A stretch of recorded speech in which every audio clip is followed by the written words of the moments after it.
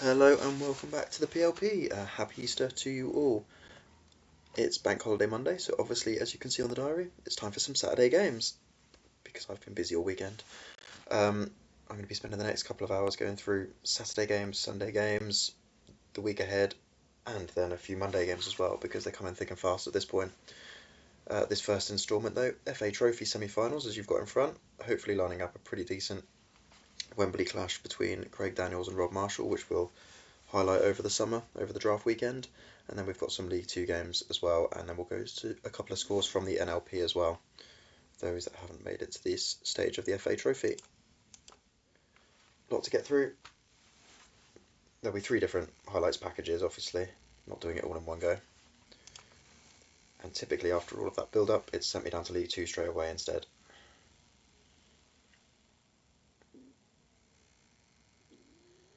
Actually, I'm not disappointed with that. I'd much rather get this game out of the way. Saving grace here being that very unsavoury message from Chesh on the group the other day saying that he's not watching this fucking shit anymore because he keeps losing. The irony being, he said that in response to a game which he won against top of the table. But I'm hoping his hiatus from watching any of these will extend to today because he's definitely going to win this game. He's going to miss his beloved Robinho scoring at least 2 or 3 of those.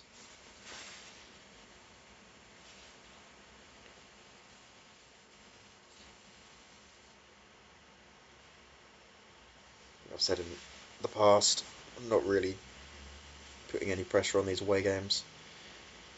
If I do make the playoffs, and it's a big if, and I'm certainly not going to do anything in the playoffs, it'll be the home games that get me over the line, just about. But away trips to the Tractor Bolge or Cheshampton really hold no interest to me whatsoever. Anything better than a drubbing will be a bonus. Especially when both Michael Owen and Les Ferdinand seem to have been dropped. So Bobby is leaning into his senile years with the game deeming him ready for retirement. Even a highlight where I hit the post ends up in their goal. That's where we're at. Cheshampton, meanwhile, sorry, I've still got a bit of a cough from last week's cold, so I'll have to excuse that over the next couple of hours. Cheshampton, meanwhile, despite Overlord Andrew Cheshire's protestations, are actually going very well. Pretty much set on the playoffs. Still got an outside chance of making automatic, but realistically, hoping to go one better than they did last year, which was when they lost in the playoff final.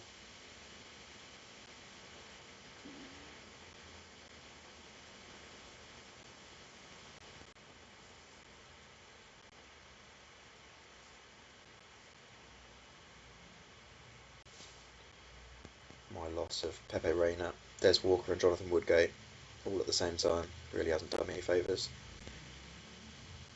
Sir Bobby's insistence on never starting Michael Owen to protect his hamstrings is all good and well, but actually those hamstrings invariably get a goal, and if he's never on the pitch, it's not overly helpful either way.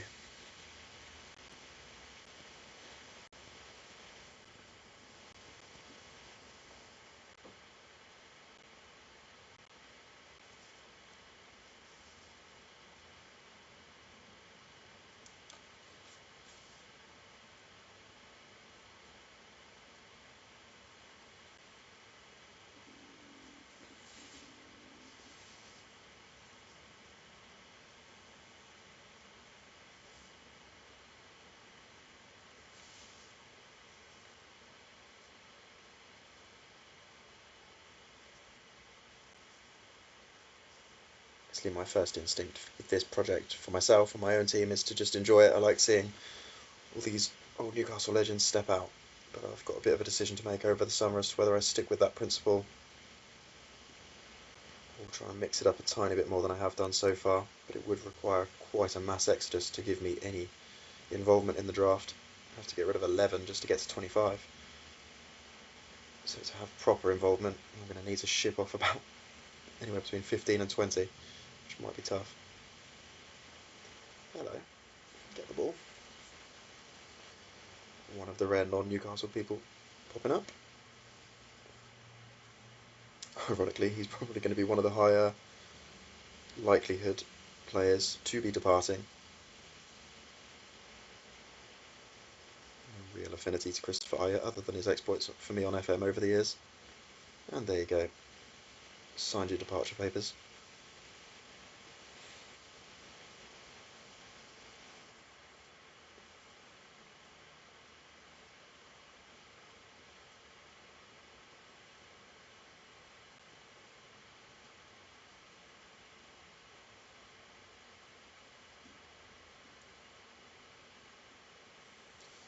Still, my biggest decision to make over the summer obviously is going to be who I bring in as manager. So unless Kevin Keegan becomes available, or Eddie Howe, in the next month or so, it's not going to be a Newcastle legend stepping in. It's going to be someone rogue. The nearest I can get to someone who's been at Newcastle who's available at the moment is Alan Pardew, and obviously we'd rather not go there. But other than that, there's not a dearth of available managers right now.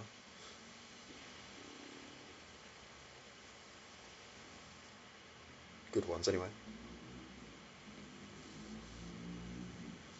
Obviously depends partly on who else decides to part ways with their own managers amongst the drafters. But again, there's no one I'm really hankering for.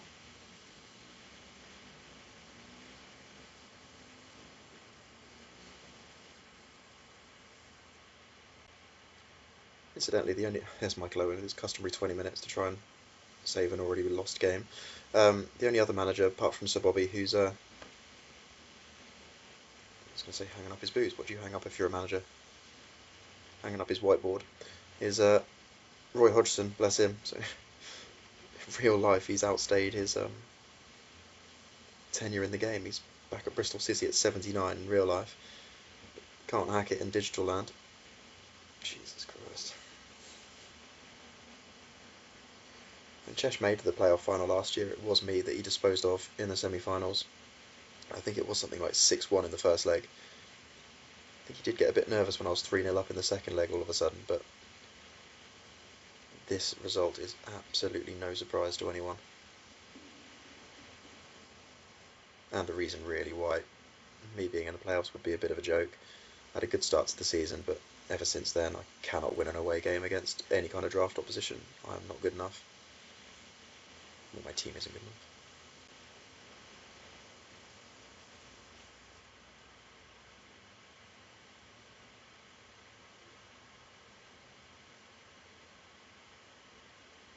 Nice to see Alberto Solano on though. He's been oft discussed over the past few days. People suggesting potential baby names for me this September. They weren't happy with Alan Bruno in Instagram land, even though it was clearly a joke. But Alberto seemed fine. We're at Nobby Shea at the moment. Nobby Shea Staff Owens.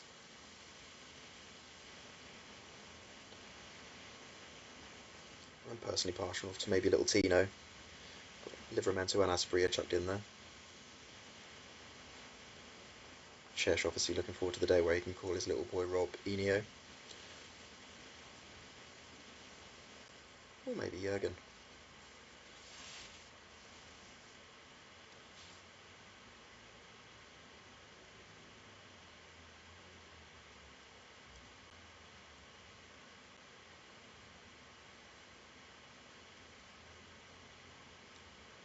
So glad this was the first game.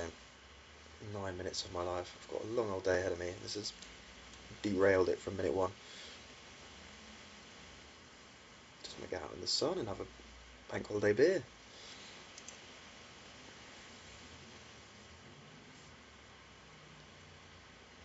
Minutes 18 later, we can enjoy ourselves again. Well, everyone can, apart from Dan Calvert and Jamie Scales.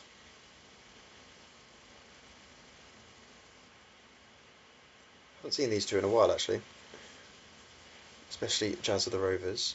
That's nothing personal. They've got a few highlighted games coming up soon, because they are very much in that playoff battle as well. Just so happens I think they've played quite a few non-draft teams in recent weeks, or teams that aren't really in amongst it with them. Unfortunately for Dan City Cal, he's also included in that category. his main effort now will be the FA Cup.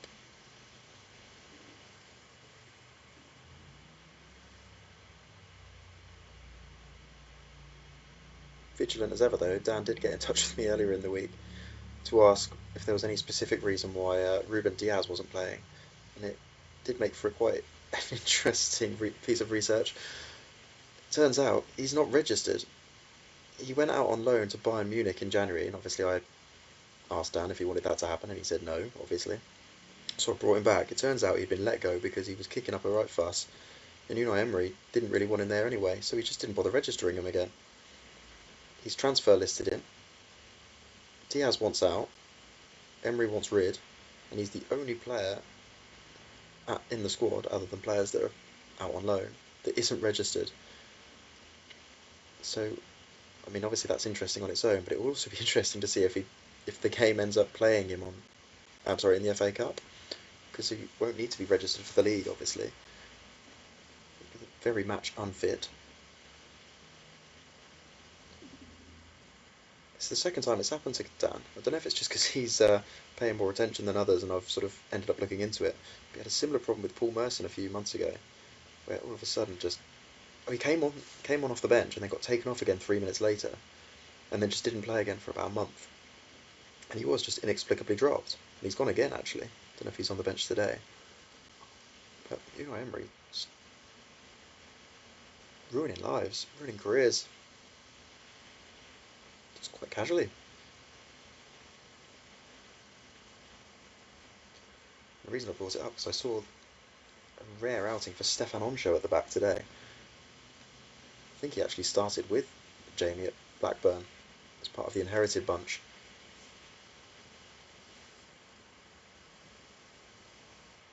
Whatever Emery's doing, it's working so far today.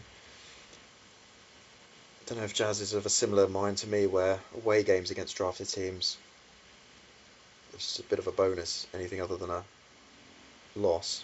But actually, he can't afford to lose too many more games if he wants to get involved. He's a bit further behind and has less games in hand. Excuse me. And the most notable absentee for Jazz obviously today is Thierry Henry. Not really sure if that's injury, maybe suspension if I've missed it, or could just be rotation with the hefty amount of games coming.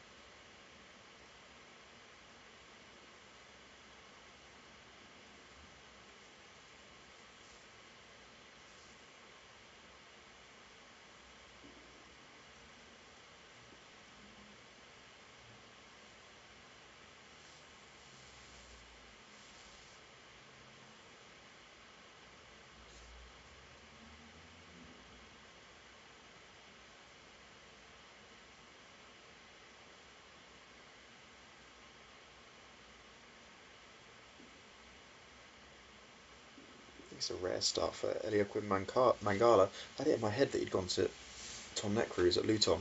It's actually the other way around. Mangala and Phil Neville went to Jazz in exchange for Kolo Touré, who hasn't really been seen. But I think on a few occasions I've made the mistake of saying that Mangala had actually headed to Luton. It was the other way around. A lot of players to try and keep on top of and try and remember.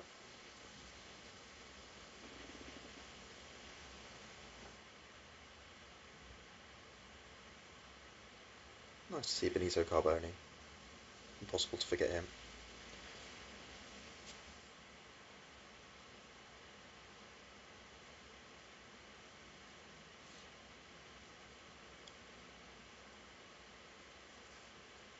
This would be a dent in Jazz's hopes for the end of this season.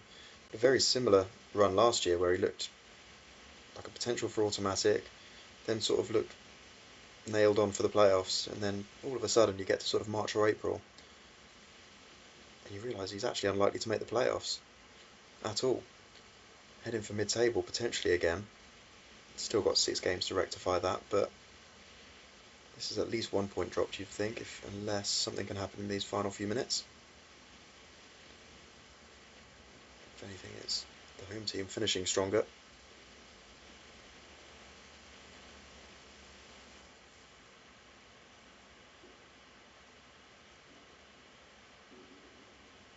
Got to say it's deserved. Only a 3rd goal of the season for Jimmy Floyd. Again, I thought he'd be more involved in this project so far. Interesting to see if Dan decides to keep him on after this season. He'd be very sought after if he doesn't.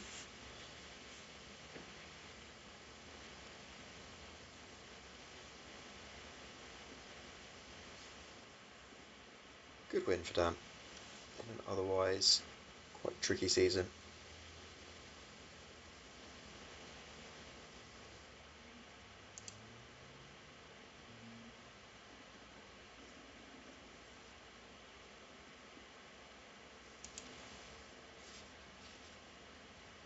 Staying in League 2, brilliant. And the end of a emotional week for Mr. Bolge. He's had to face me, but he won that game, then had to face Wyman, his cousin, which ended as we all expected it to, and now his best mate and his best man, who could potentially finish any hopes of making the playoffs, slim as they are already.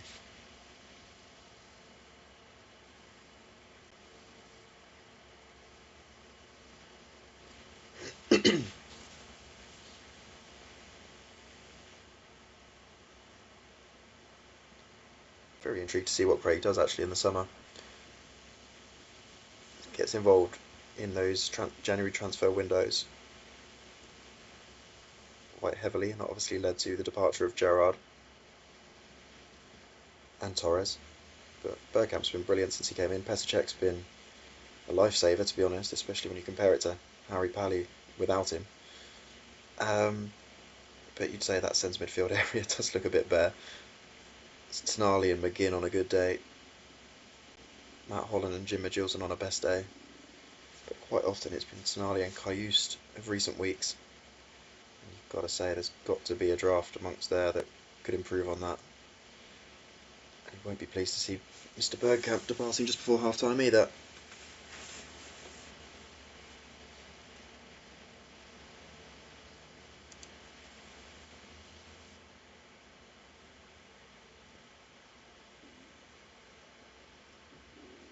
Obviously Craig's got slim-ish playoff hopes. It's Gary Neville. It's 4th goal of the season. I think that's more than he ever scored in real life.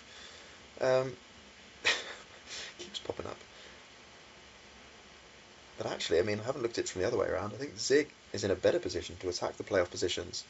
Home loss would probably be more dangerous for him than an away loss would have been for Craig. He was very deeply rooted in those top 6 places for a while. So to drop out of the mix altogether at this stage.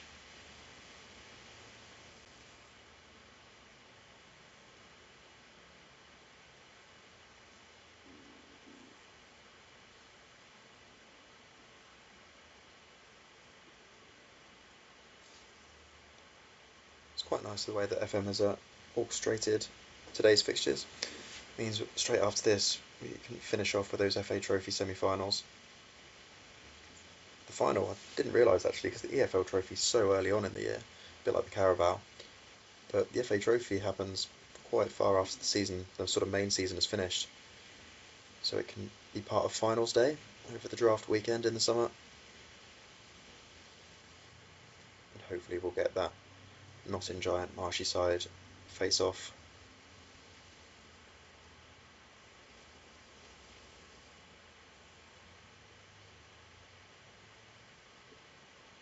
Jesus, I thought Carragher was flying in firstly at the other side. That was very much just a rehearsal for John Arne Reese's kamikaze defending that. He's decided he wants a little bit of a break before the end of the season. And that's 3 of the next 6 games. He'll be gone.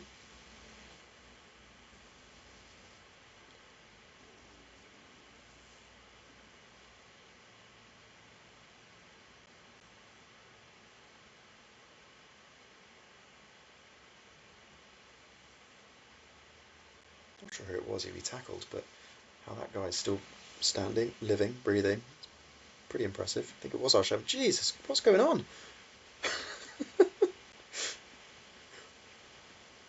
Carragher and Risa, Zig's beloved Liverpool stalwarts, hitting the self-destruct button. Trying to get some shin bones to take home with them. It's cost them dearly. Let's bring Materazzi on, that'll calm everything down.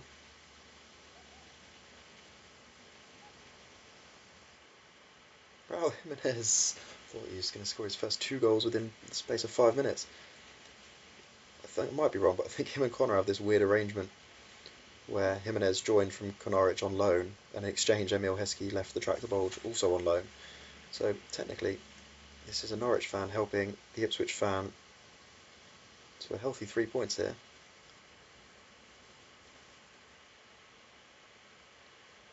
With a little bit of help from John Arnorisa and Jamie Carragher, preferring Craig to Zig.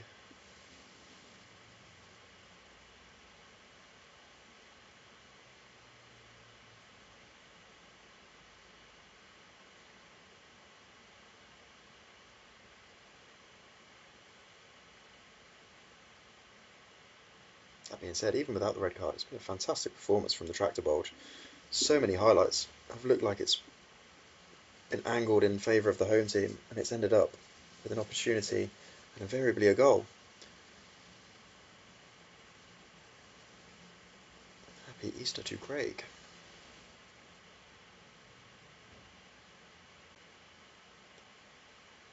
So I think we'd have picked out this result before the game. And it does make that loss to Wyman mid last week all the more frustrating. He would have been so prominently in the mix if it made it 9 points out of 9.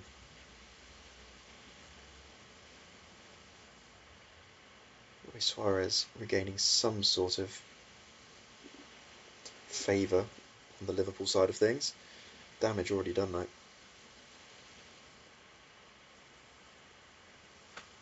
Rare mistake from one of the signings of the season, MATTch.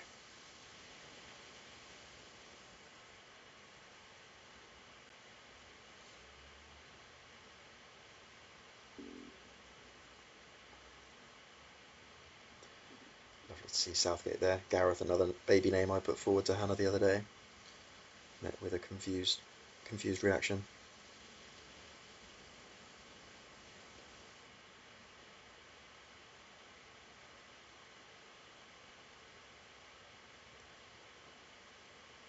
Third game in a row that has gone on forever. This is going to be quite a long highlights reel, and we've still got the EFL Trophy final in the Sunday allocation and some league games for Monday as well. I'm not getting out in the sunshine today, am I? 4-1.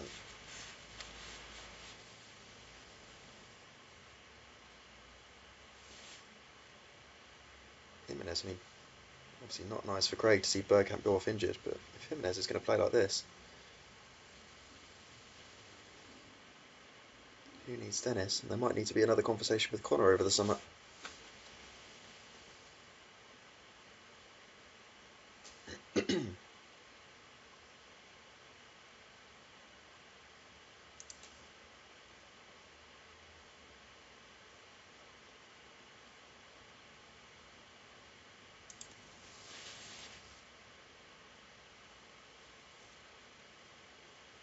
On to the FA Trophy semi-finals. Brian Horton's Fulham C at home, hoping to do a number on one of our own.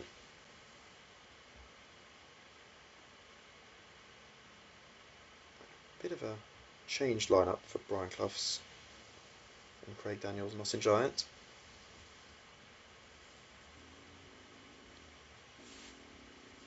Usually gone for Morientes and Vialli up front. Brian Roy getting a rare run through the middle instead, alongside everyone's favourite Tony Yeboah.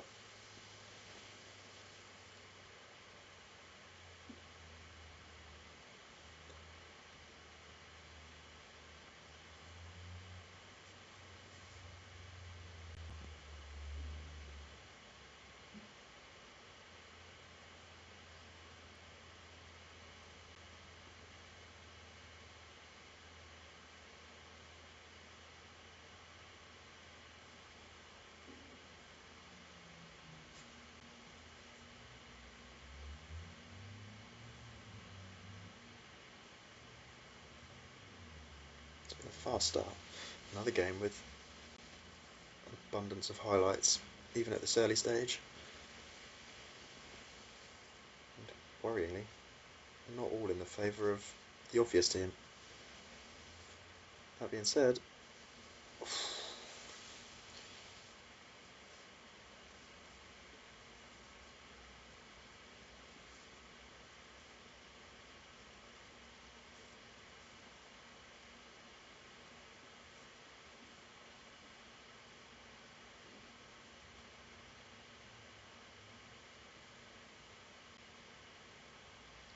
clumsy.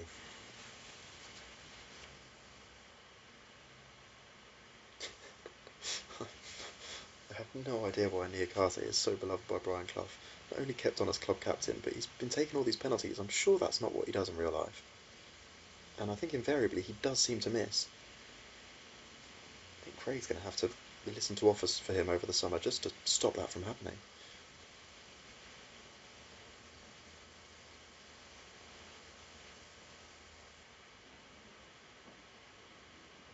There you go, Tony tidies.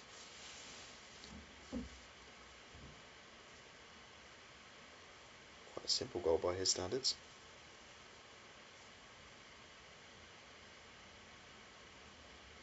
Not entirely sure what Bettinelli's doing.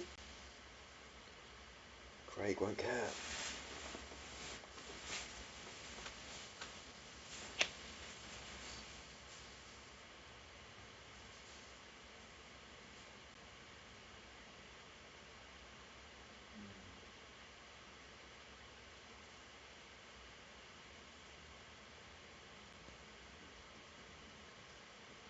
Of all the players to score, Norwich City legend Daryl Search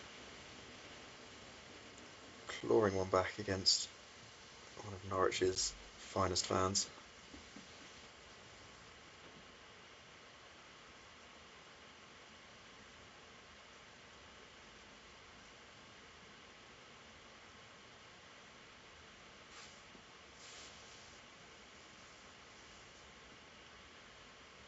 I think as this project goes on, I think Connor came close to breaking point in January where he just decided to pick out loads of Norwich icons and legends. I think a few of us must be close to that, just for shits and gigs. Actually, well, Connor's very much of the era of the Timu Pukis of the world. I imagine Daryl Such would be a beloved addition for Craig Daniels, or Craig Trudgell actually for that matter.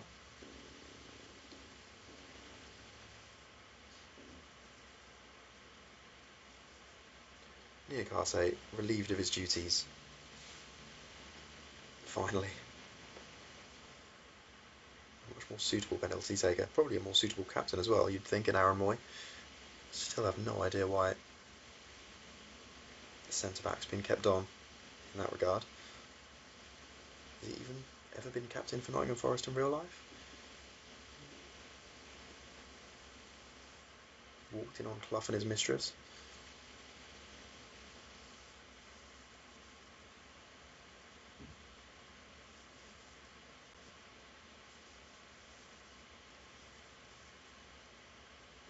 Bailey, that should be enough. One of Craig Daniels' giant feat at Wembley already.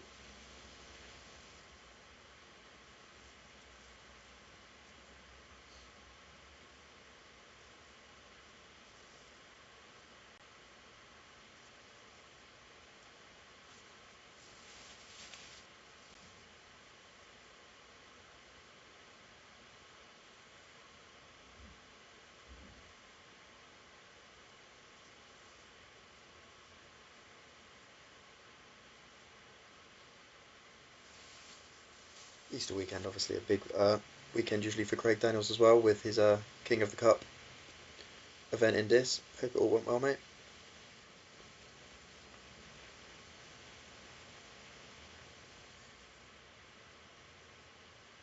Zach Torrance, who we saw in the last game, losing to Craig, former winner of King of the Cup, I believe.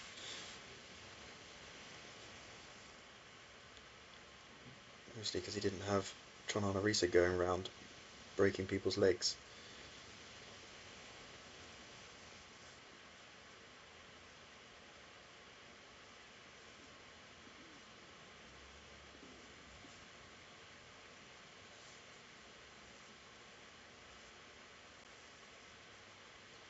Interestingly, Lewis Dunk's just come on for Niakate and immediately taken the captain's armband. Again, surely a far more worthy choice to play, be captain, probably take penalties, to be honest.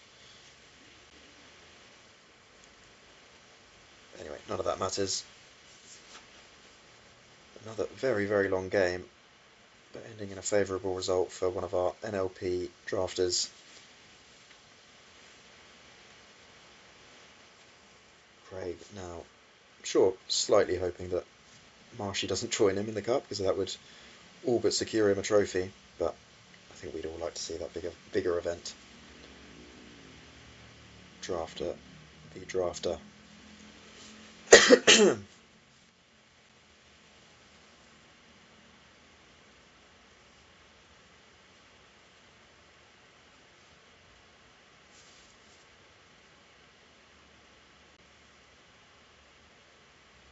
Probably the best case scenario for Craig, actually.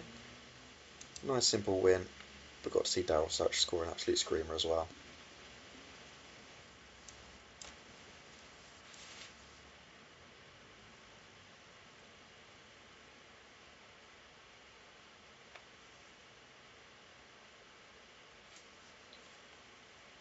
Here is the second game.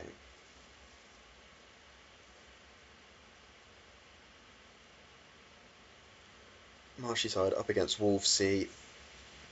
We've seen quite a lot of Wolves C lately, actually, in the NLP.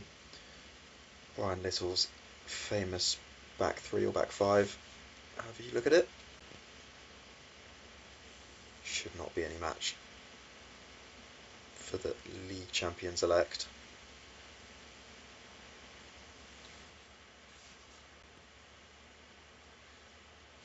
And Marsh will be happy to see Cole Palmer, who again, he was sort of wondering why he was just perpetually injured the other day. Obviously been saved for this giant game at Anfield. Interesting that FA Trophy semi-finals are played at actually someone's ground. Seems a bit weighted if it's just down to a draw.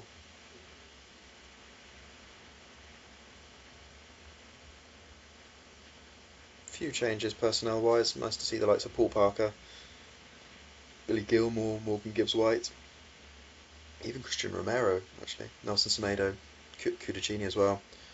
None of them usually their first 11 options. Rasmus Højlund I'd normally put in that bucket, but with Van Nistelrooy's injury record this season, actually Højlund's been playing quite a lot.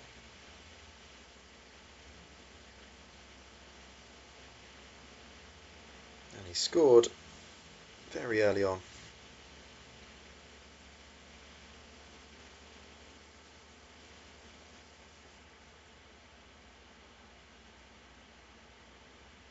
Cole Palmer back in the lineup and back in the action for these first 20 minutes. Running the show, really. Actually, this bodes well for Marshy. He's been able to give rest seemingly to the likes of Van Bronckhorst, Schweinsteiger, Van Nistelrooy, Son, Patrice Evra. So if he can just safely guide himself to Wembley while saving some legs, that will bode well for these final few weeks. The NLP, not long to go there at all, and he only needs one more point on Monday, as in today, to secure promotion back to League 2. That looks offside.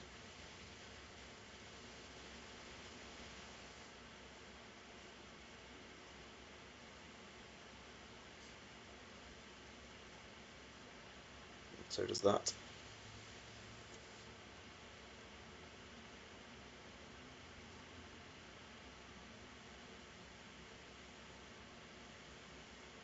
Fair play to Marshy. Obviously he got rid of his manager after last season, which is fair enough. You know, if you're Roberto Mancini with that team getting relegated, you're asking to be sacked.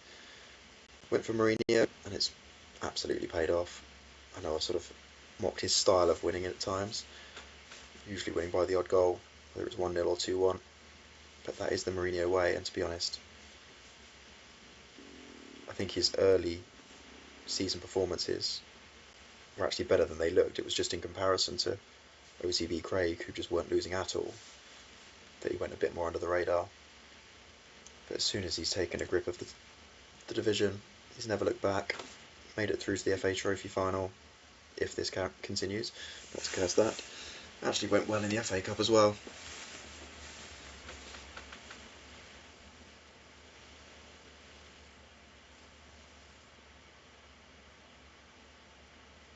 Made a few good signings along the way. He looks in pretty good condition to make a decent fist of League 2 next season, I'd suggest. Obviously, depends on what he does over the summer, but he'll still be in a really good position to attack a draft if he wants to, because he'll be technically, trying to work it out, there's 28 of us, and he'll be sort of the 25th? No, 23rd. 23rd ranked PLP player. There'll be just one person below him, whoever gets promoted alongside him, and then the 4 who remain in the NLP. But actually he'll be sort of 23rd in the PLP rankings, which should bode quite well for him in terms of draft allocation.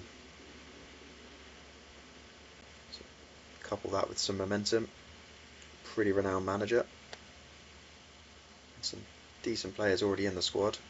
You never know, could be consecutive promotions this time next year.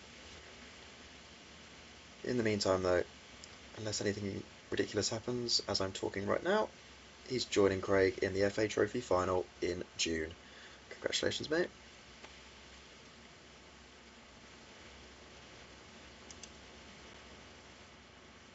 Nice and easy, and another 1-goal win. Did we expect anything else, really?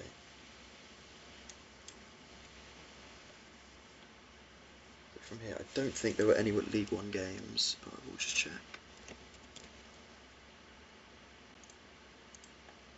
On a bit of a hiatus at the moment. Go down to League 2. You can see how many League 2 games there are coming up.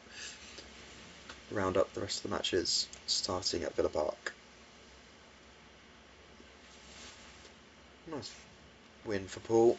Again, not out of the playoff picture just yet. We'll come to the league table in a bit once we have seen how everything has unfolded today.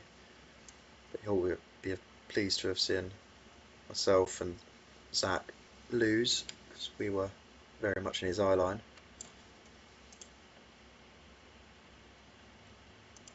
And this is another good result for people in amongst the playoffs. I know he's had 2 tough games, to be fair, Tom Whall, but he's had 2 now consecutive draws, one with me and now one at Harry Pally.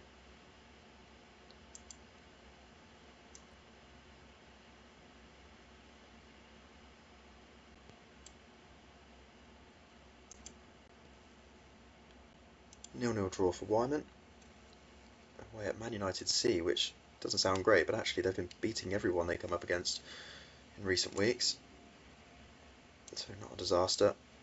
Big thing here is no injuries, with the Europa League very much the focus for Dan in these final few weeks.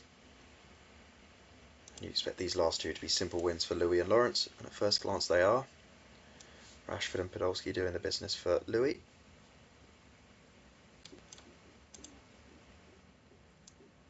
Still flogging Aguero until he can no longer move. And League 2's champions-elect comfortably seeing off Sheffield Wednesday B, which Warringham couldn't manage the other day. This would have been an even bigger shock. Gilles de Bilder scored still. He did twice against Matt. But Lamella, who Lawrence was waxing lyrical about the other day actually, saying he wishes he was still in the team in real life, available for Spurs at the moment. Doing the business here. Down to the NLP, there was a couple of games I believe. And that really is curtains for Liam. A home draw against Watford B. Probably curtains for David Moyes as well in terms of whether Liam keeps him on in the summer. Not even getting him back into the playoff mix. It's pretty unforgivable.